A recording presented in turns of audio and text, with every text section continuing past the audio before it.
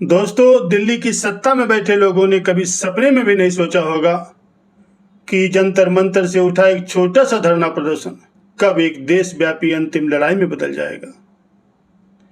NEET, paper leak और बेरोजगारी के खिलाफ सड़कों पर उतरे युवाओं को जब पुलिस की लाठियों और आंसू गैस से डराने की कोशिश की गई तो ये आग बुझने के बजाय पूरे देश में फैल गई।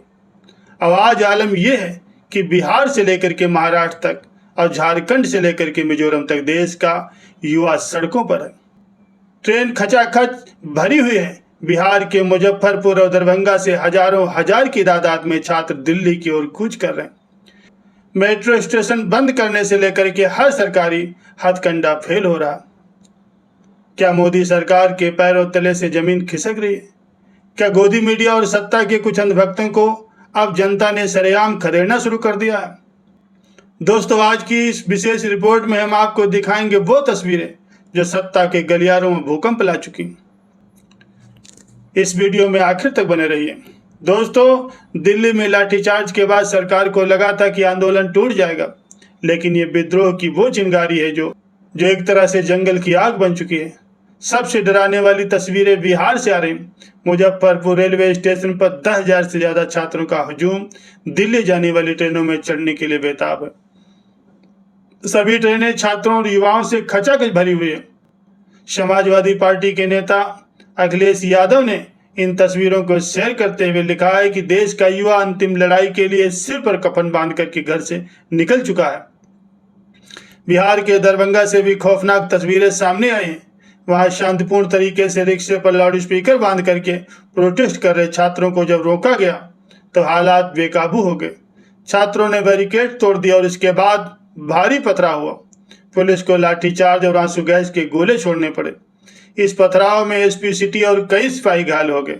पूरे इलाके में भारी पुलिस बल तैनात किया गया। लेकिन इस सब के बीच ये सवाल उठ रहा है कि जो युवा कल तक सिर्फ किताबें पकड़ता था वो आज पत्थर और लाठी उठाने पर मजबूर क्यों हुआ है? दोस्तों, जब जनसैलाब सड़कों पर होता है तो उसे बदनाम करने की कोशिशें भी शुरू हो जाती हैं।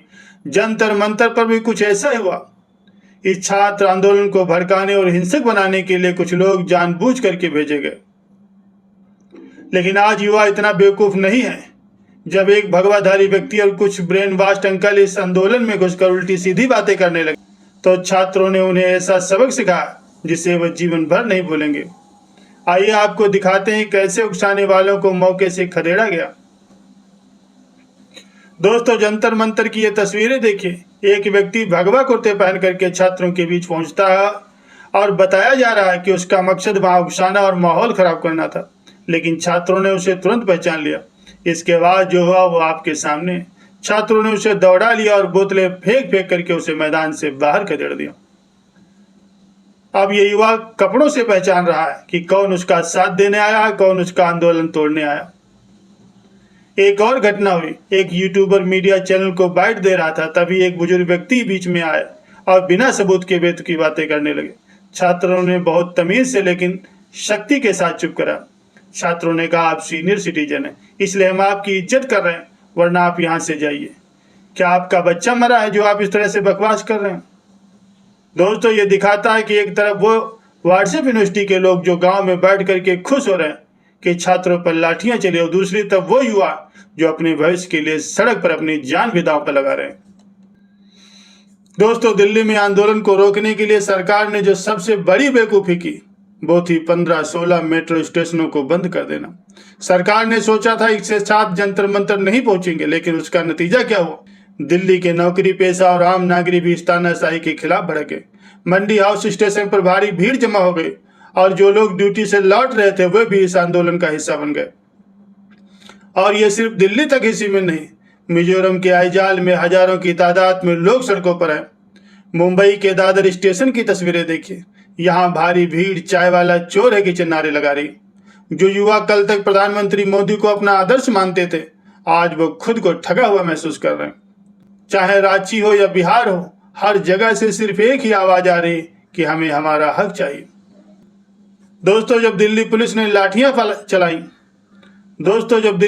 लाठियां चलाई तो युवाओं ने कोई हथियार नहीं उठाया, बल्कि सुप्रीम कोर्ट के प्रांगण के बाहर खड़े होकर के भारत के संविधान की प्रस्तावना पढ़ी। हम भारत के लोग ये पढ़कर के छात्रों ने सत्ता के अहंकार में डूबे हुए लोगों को याद दिलाया कि असली ताकत जनता के हाथ में होती। ये उस सिस्टम पर तमाचा था जो भूल चुका है कि संविधान ने देश के हर नागरिक को न्याय, आज़ादी और समानता का अधिकार दिया। वहीं सीजेपी के मंच पर कॉमेडियन श्याम रंगीला पहुंचे। उन्होंने प्रधानमंत्री मोदी के अंदाज में मिमिक्री करते हुए ऐसा भाषण दिया जिससे वहां मौजूद हर युवा में एक नई ऊर्जा भर दी। श्याम रंगीला ने तंज कसते हुए कहा, मुझे पूरा भरोसा है कि आंसू आपकी आंख से नहीं बल्कि आपकी वीडियो देखकर पूरे हिंदुस्तान की आंखों से आ रहे हैं। अगर मैं सत्ता में होता तो इन युवाओं को यहाँ बिखरने नहीं देता। उनका यह तंज सीधा उस सत्ता पर था जो आज इन युवाओं को पीड़ा देखने को भी तैयार नहीं है।